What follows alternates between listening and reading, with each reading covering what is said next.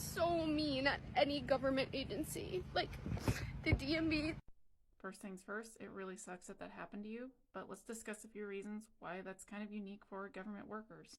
With employees that are older, most of them have been tenured or have a classified position, which basically means that in order for them to get fired, they have to kind of go through a whole process, so there's a little bit of job security there. Second thing is, and I speak from experience on this, they have a crappy manager. Because unfortunately, if you have someone that's insecure or they feel the need to control things or micromanage, it often rolls downhill. So who do they take it out on? Someone underneath them who takes it out on someone underneath them. And if someone happens to work with the public, unfortunately, you end up on the receiving end.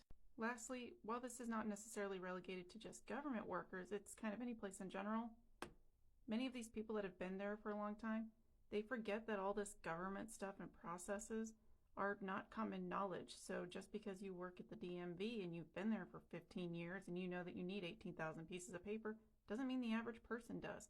They might not even have a clue as to where to look. The last thing I would add is lack of training.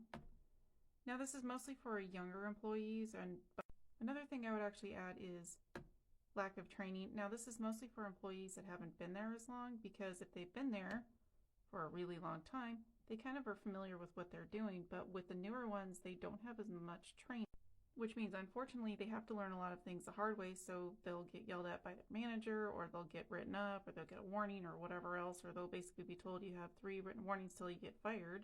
So of course that breeds a lot of resentment, and unfortunately when you have been treated like crap at your job and you've been unappreciated and you work in this kind of environment, sometimes they take it out on the public.